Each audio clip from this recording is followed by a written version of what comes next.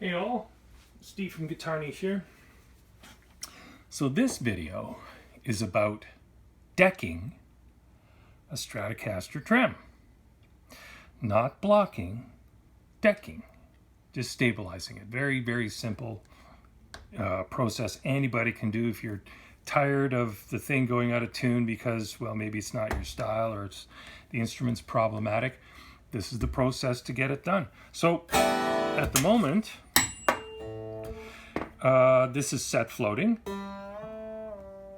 Okay, it's definitely not decked. So what I'm going to do, first thing I'm going to do, I'm just going to take a little bit of pressure off the strings. Okay, just so that they're not overly forced. And now I'm going to turn it over so we can see the guts in the back. Wonderful. And I'm going to torque these screws up, these claw plate screws as they're called.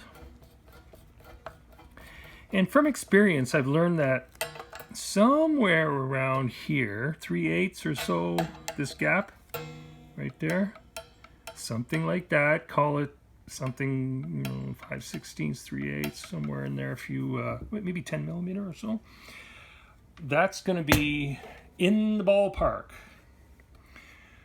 But we're going to adjust it further, and I'll explain why in just a moment here, okay?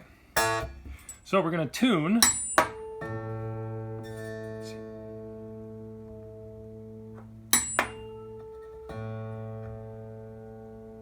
Close enough, okay.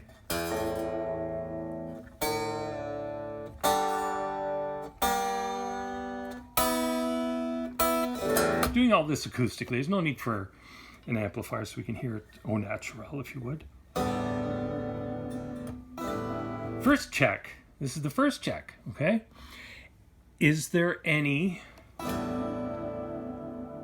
deflection there? Now, I got to determine, is that plate moving or is the guitar flexing? Well, that's the guitar flexing if I push on it. And if I push on the back plate, or the bridge plate, I can literally see it moving. The light is showing me a little bit of this action sort of thing here. So the other thing I want to check is how solid these strings are resonating. And one last thing, which is the finessing. I'm going to take the low E and I'm going to give it a good strong bend while the G string is playing open. Well, that's too much. That means, see, that the bridge is literally floating. It's still floating. Okay? Now, if I do this right, we might get an interesting phenomenon here, which happens periodically. I'm working towards an end result, and we'll get there, I promise. Okay.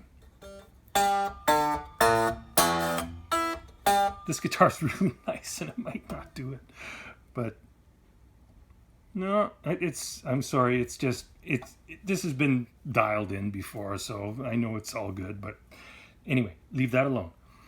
So what I'm trying to get to happen, which might happen if I keep at it, but it's beyond the scope of this video, is that you can actually hear chatter from the bridge because it literally flutters. If the springs aren't set properly, this will flutter against the top and you'll hear it like a chattering sound. It's the most annoying thing. Kind of like me carrying on. Anyway, so I'm just going to give this, oh yeah, see, there's no pressure on that. See, it's still floating quite a bit. So rather than, just yanking it right up to the top, I don't want to do that. I don't want to add another spring to that either, or 5 springs, which you normally see, 5 springs and everything's just locked right down. I look at it like this. If it's done properly and the instrument is in good nick, This is enough to get the job done. If you want the safety factor, put the other springs in there. They're easy enough to find if you don't have them around already. But as is, this will work out just dandy. Plus, there's the added benefit if the owner wants it, restored to floating again. No messing around. You don't have to deal with any extra stuff. So I'm going to look for about 1/4 of an inch straight across the back here. And I'm going to do this. See if that's solidified. Oh, that's better. Yeah, now there's resistance there. Okay. See, bending that E string. Very little deflection. That's going to be, at this point, that's more the whole instrument and the neck moving than anything else.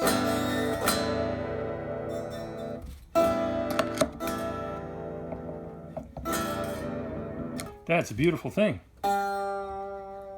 See, now, I will wrap this up in a moment, but I want to make a point here. You can set this up so that it's at this sweet spot. A Strat bridge can be set up so that there's a sweet spot where, if you want to, you can use the bar. You can't pull back on it, but you can certainly get dips and stuff. You can get little wiggles and stuff like that, and it's brilliant. It's brilliant. It's kind of the best of both worlds. The Strat is the tailpiece, the bridge assembly is stable, so the tuning is stable, but you can still get these little wiggles and stuff like that. And personally, this is the way I've always set my own Strats up. You know, I can dive bomb whatever I want, and it just, it hangs on, just beauty. Anyhow, enough about that. If you tinker back and forth, you will find we're talking teeny tiny little tweaks and stuff, but this is how we get there. We want to stabilize the bridge, so little to no deflection, and you can still get a little bit of wiggle out of that. If you want to take it a step further, torque the springs up in the back a little bit more, as much as you want. And if you're not going to use the bar at all, which I do have, by the way, Bob's drunk. Put in a couple springs, all good. But that's how you deck it. And there's that sweet spot. Don't forget that. Anyway, I hope you enjoyed that. So we to summarize everything here, we took a floating system, we decked the bridge on a Strat here, okay, and we were able to find that nice sweet spot so you get the best of both worlds. And if you want to, you can take it further and really hardtail it. Some people want to put blocks in there. I don't think it's absolutely necessary, but it is what it is. So finally, last point to make, you gotta adjust your saddles, because if it was floating and this bridge goes down, all your action goes down accordingly. You'll have to raise them up. Maybe, whatever the difference is, might be 1 millimeter, might be 1.5 millimeters, or a 1/16 of an inch, depends on how the action was set to begin with. Could be more, could be less, whatever.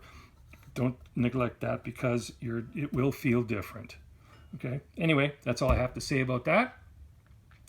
Thanks for coming out. Like and subscribe. Please do read the description below and look for some free resources there. And as always, play loud, have fun, have a great day. See ya. Ciao.